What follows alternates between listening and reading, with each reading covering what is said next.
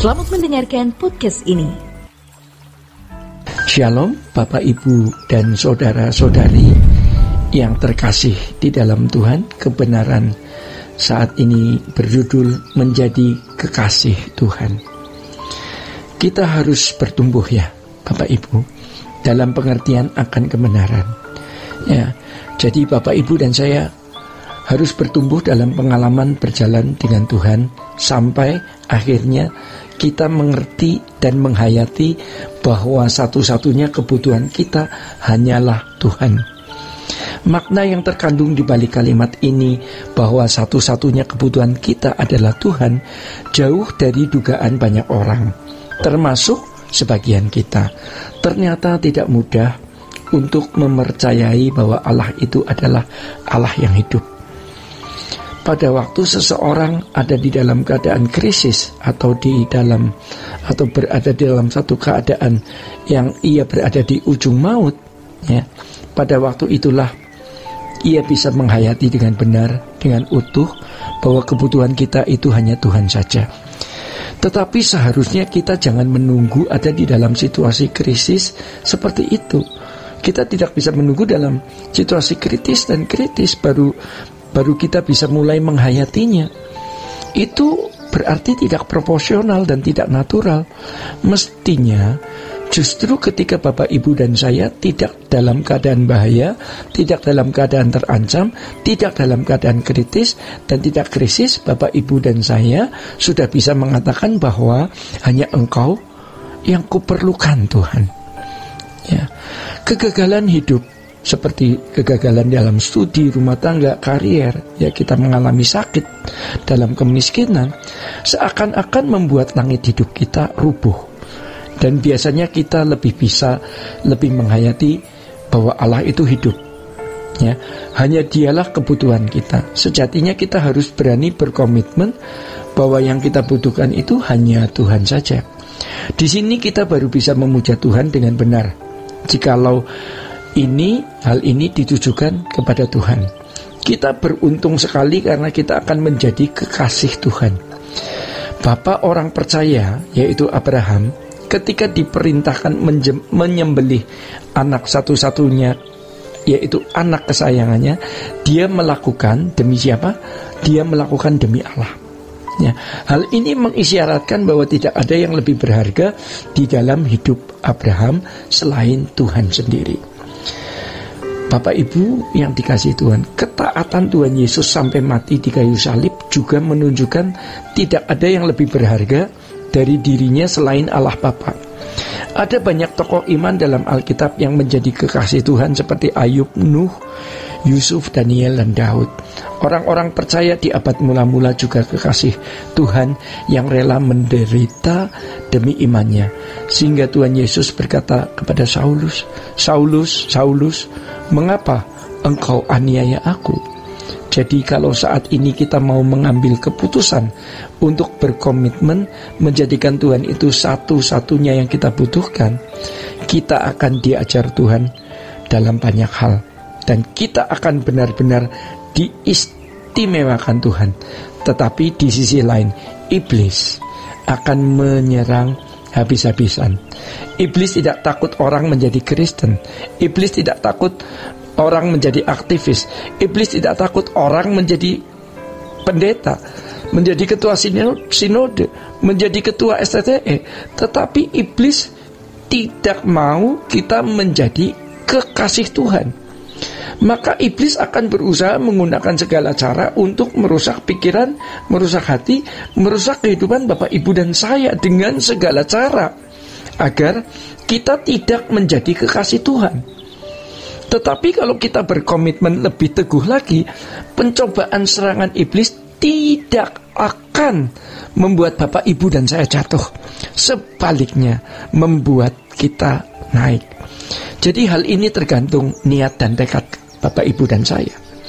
Dan kalau kita menjadi kekasih Tuhan, Tuhan pasti pedulikan semua kebutuhan kita. Tuhan juga pasti akan melindungi kita dari segala ancaman dalam hidup kita. Pertama, Tuhan akan melindungi kita dari kuasa gelap. Yang kedua, Tuhan akan melindungi diri kita dari diri kita sendiri, dari kedagingan kita yang bisa membinasakan kita. Ketiga, kita akan dilindungi dari pengaruh dunia kita yang jahat. Keempat, kita akan dilindungi dari bencana dan malapetaka. Dan yang terakhir, kita akan dilindungi dari orang-orang yang bermaksud jahat terhadap kita. Bapak Ibu yang dikasihi Tuhan, pasti Tuhan melindungi kalau kita menjadi kekasih Tuhan. Dan luar biasa, ya, orang-orang yang kita kasihi akan juga dikasihi Tuhan. Jadi Bapak Ibu dan saudara-saudara yang terkasih di dalam Tuhan, kita bisa melindungi, ya, jadi kita bisa melindungi orang-orang yang kita kasihi dengan cara kita menjadi kekasih Tuhan, ya. Pasangan hidup, anak, menantu, cucu, teman, sahabat, dan lainnya, ya.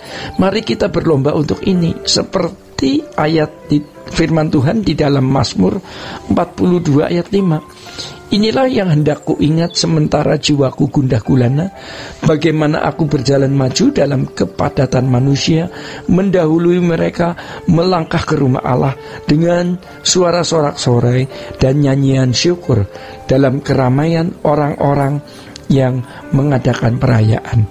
Kiranya seperti pemazmurnya. Mari Bapak Ibu dan saya mendahului mereka mencari Tuhan dan menjadi kekasih Tuhan. Untuk itu kita harus membulatkan tekad hati kita, ya, membulatkan tekad untuk menjadi kekasih Tuhan, ya.